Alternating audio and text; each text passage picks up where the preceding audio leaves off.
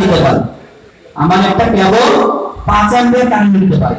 এখন ওই জায়গায় যে লোড আমার 5 অ্যাম্পিয়ার নেয়, দেখা যাচ্ছে ওই লোডটা কোনো কারণে জ্যাম হয়ে আছে। জ্যাম থাকতে পারে না, অনেক সময় দেখা যায় জ্যাম থাকে, ঘুরে না ঠিকঠাক। ওই সময়গুলোতে আপনারা অ্যাম্পিয়ার দিয়েও পাবেন, অ্যাম্পিয়ার মাপতে পারেন। ওই দেখবেন যে কোনো কিছু যদি জ্যাম থাকে তাহলে এই জায়গায় ওর যে রেটেড অ্যাম্পিয়ার তার চাইতে বেশি কারেন্ট নেয়। ধরেন ওই নরমালি 3 অ্যাম্পিয়ার নেওয়ার কথা, কিন্তু যখন জ্যাম থাকবে এটা হলো 5-6 অ্যাম্পিয়ার নেবে। এবং এই সময় কি হয় যে আমরা নরমালি কি করি যে 3 অ্যাম্পিয়ার নিলে ব্রেকারও ওইরকম সেট করি। তো যদি দেখি যে হচ্ছে এই 6 অ্যাম্পিয়ার ডিসকাউন্ট করে ব্রেকার পড়ে যায়, আমার জিনিস নষ্ট হয় না কিন্তু ব্রেকার পড়ে যায়। তো এটা হচ্ছে ওভারলোড, যে আমার রেটেড যে কারেন্ট আছে তার চাইতে যদি একটু বেশি নেয়, এটাকে বলছে ওভারলোড। আর আরেকটা হচ্ছে শর্ট সার্কিট, এটা হচ্ছে আমার রেটেড কারেন্টের 10 গুণ কারেন্ট নেবে। কয় গুণ? 10 গুণ। তার মানে আমরা যদি 3 অ্যাম্পিয়ার দিতে তাহলে এখন নিবে কত? যদি শর্ট সার্কিট হয়, আগে যদি নরমালি 3 অ্যাম্পিয়ার দিত, তাহলে শর্ট সার্কিট হওয়ার পরে এখন নেবে কত? 30 গুণ, মানে সরি 30 10 গুণ। তো 30 অ্যাম্পিয়ার যদি কারেন্ট নেয়, আমার ও সহ্য করতে পারে ম্যাক্সিমাম 4-5 অ্যাম্পিয়ার বা 6 অ্যাম্পিয়ার। তো 30 কিলো থাকবে, জ্বলে যাবে। তো শর্ট সার্কিট বুঝতে পারছি যে ওভারলোড আর শর্ট সার্কিটের মধ্যে এটা হচ্ছে তফাৎ। আর শর্ট সার্কিটটা হয় কিসের জন্য? শর্ট সার্কিটটা হয় কিসের জন্য?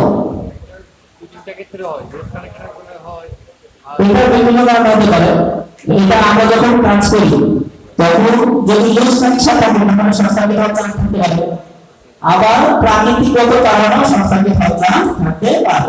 যেমন আমাদের বাইরে ওভারলোডের লাইনগুলো থাকে, এইগুলোতে তো আমরা ইচ্ছা করে লুজ রাখি না।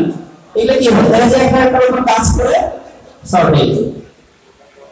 এগুলো খুবই ভয়ানক কিন্তু।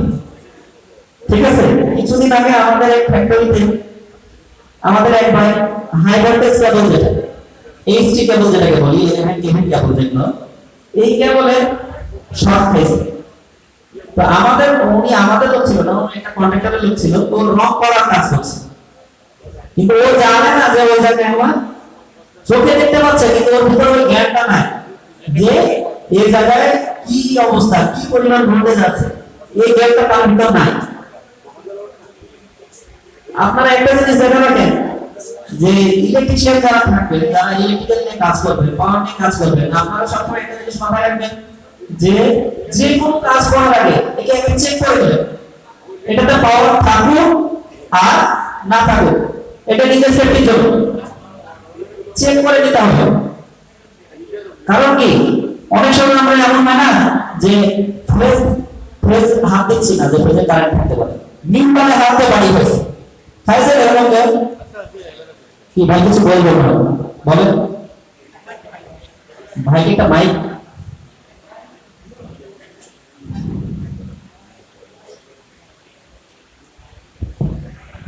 আসসালামু আলাইকুম। আমার কথা হচ্ছে আমরা এখানে